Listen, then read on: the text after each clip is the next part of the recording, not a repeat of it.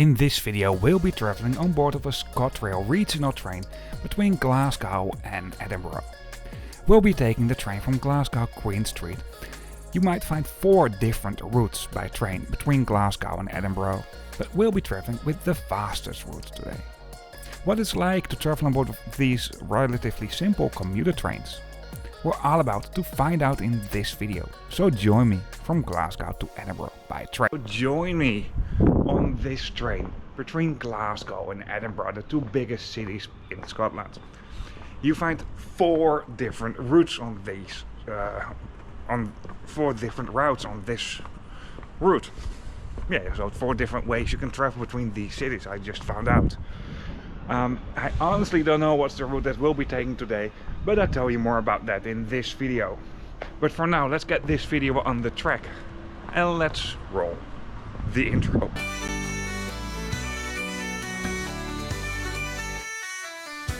The day before, I arrived in Glasgow with an Avanti West Coast train that I took from London. I do have a trip report on that as well. That train arrived at the railway station of Glasgow Central, what is the biggest out of the 2 main railway stations here in Glasgow.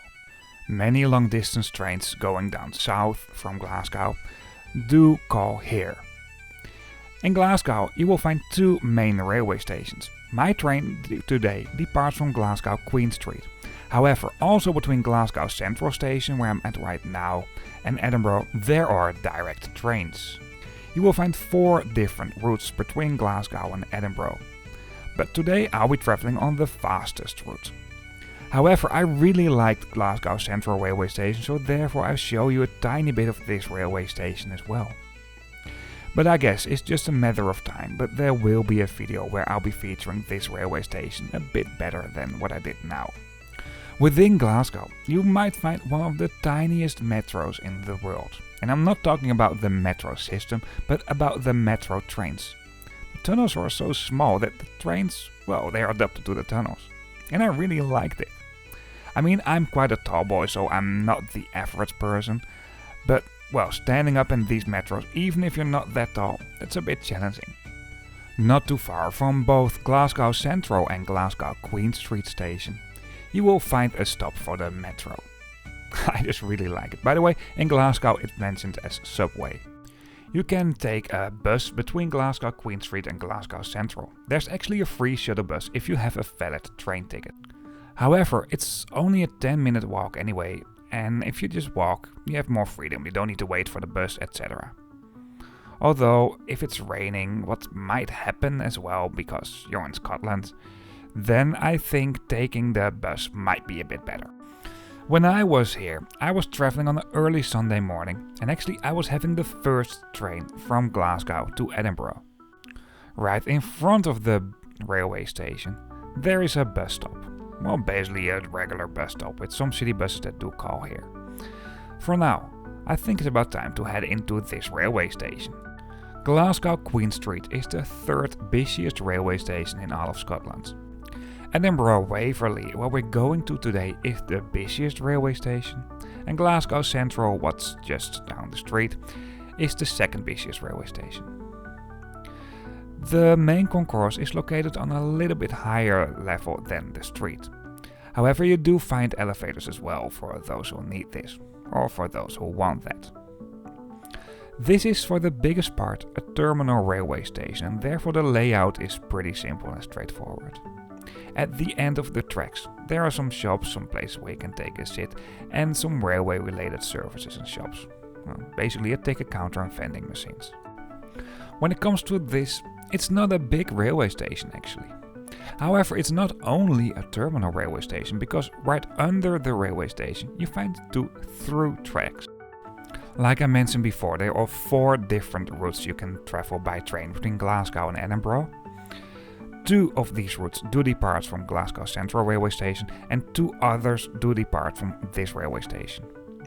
And for one of these routes from and to this railway station, the trains do depart from the underground level and also arrive here. However, that is the slowest route you can take between Glasgow and Edinburgh, and we'll be travelling along the fastest route today. I even noticed that the slowest routes doesn't pop up in the timetable pretty often, because, well, other routes are faster anyway. Anyway, let's go up at the other side of the through platforms. And this exit here doesn't end up in the main concourse of the railway station. However, directions to the railway station have been marked crystal clear. If you're travelling from Glasgow into the north of Scotland, you most likely depart from Queen Street. To Edinburgh depends a little bit what train you take. So if you go to the scenic parts of Scotland, you can take a train from here. And let me tell you one thing. I've been in Scotland a long time ago, way before I even started making these videos. And the railway journeys you can make here are just absolutely awesome. Maybe you already noticed that the access gates at the railway station are open. And this is in general the case. At the moment there is no staff yet to check your tickets or to help you open the access gates. Simply because not all tickets work for the access gates, and therefore staff can be very helpful to you. I hope you like this video so far. If you do so, or if it's a helpful video to you, please give me a thumbs up, I really appreciate that. If you have some questions, some feedback, some comments, even if you just want to say hello, feel free to leave a comment. And if you'd like to see more trip reports about more sustainable ways of transportation, the main focus for this channel is cross-bordering and or long-distance traveling, then hit that subscribe button if you haven't done this already. But for now, let's continue with this video. What I haven't mentioned clearly, by the way, within the railway station there are clear departure screens with information about departing trains. And also at the moment you go to the platform, you find clear screens that will host information about the train, the stops along the way, and a small map of the train composition. The train we had today was a British Rail Class 385.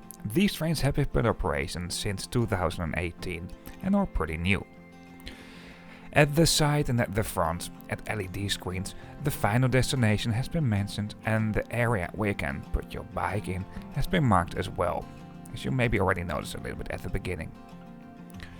Also, the section for people traveling with a wheelchair has been marked crystal clear at the side of the train, and this area is close to the first class section, what is at one end of the train. In this situation, at the front end. I really like that they also put these lines around this area, so you know what area of the train is where. I think this makes it easier for everybody. Even though in many Scottish trains there's no first class, within this train there's a small section in first class.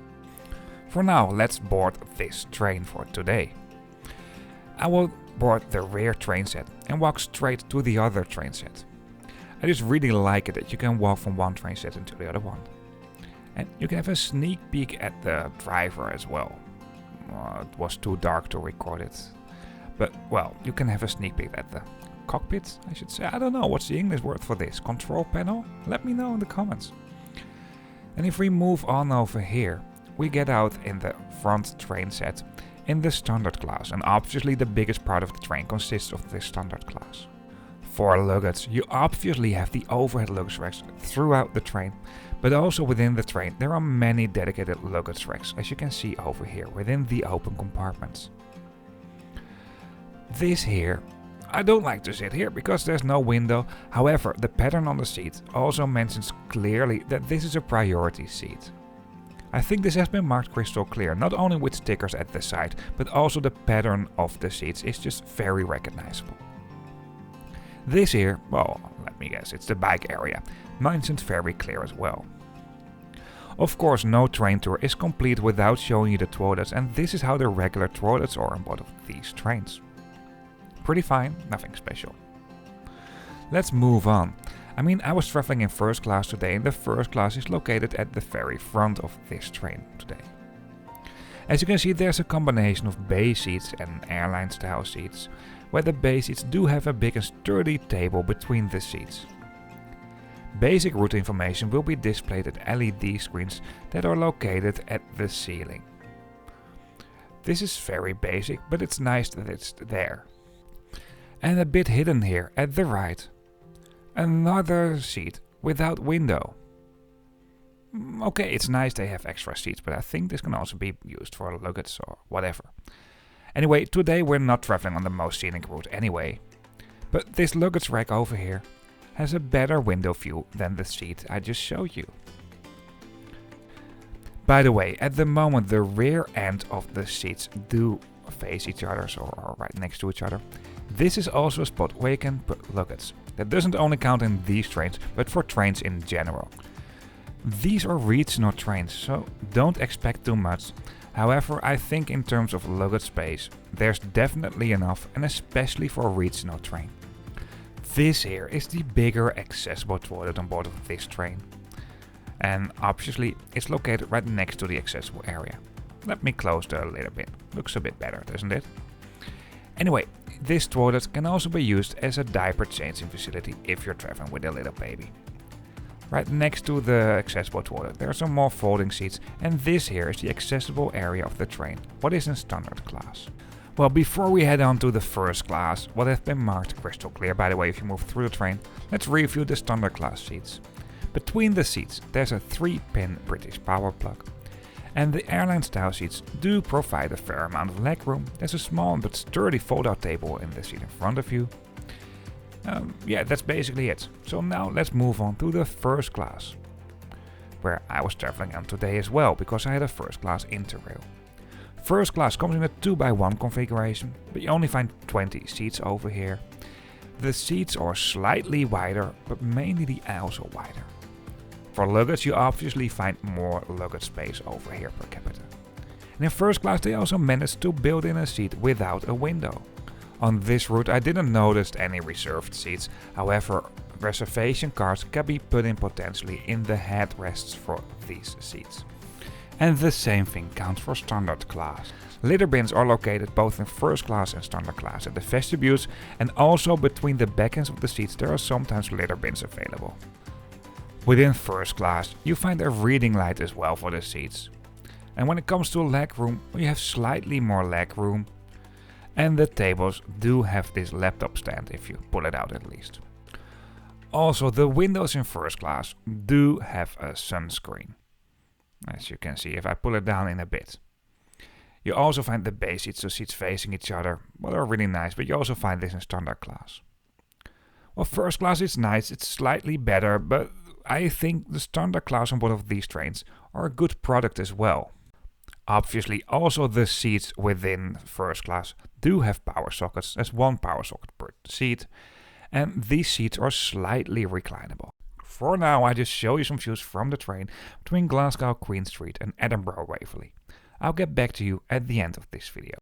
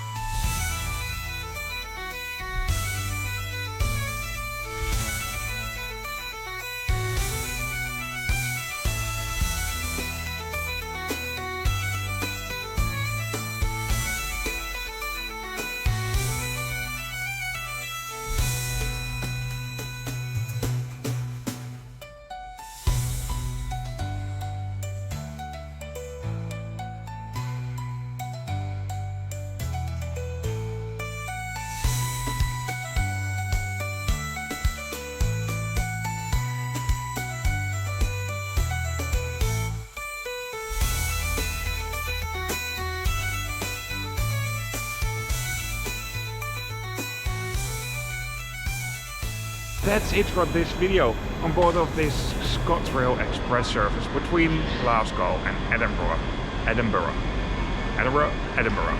Well, between the two biggest cities in Scotland. I like this service. It's a scenic journey, but compared to many other train journeys you can take in Scotland, it's not scenic at all. The train is fast, comfortable. It's just the best way to travel between these cities, and I guess, at least in my opinion. I hope you liked this video, or this has been a helpful video to you. If so, please give me a thumbs up. And like already mentioned, if you like to see more trip reports of more sustainable ways of transportation, the main focus for this channel is cross-bordering and or long-distance traveling. Well, this is none of them, but if you like to see that, then hit that subscribe button if you haven't done this already. Before we really end up this video, one last thing.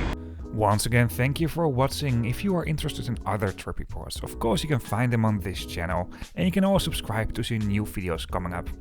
However, in the description of this video on YouTube, you find a link to a map, and on this map you can find all videos as well. But then on a map. See you on the next video.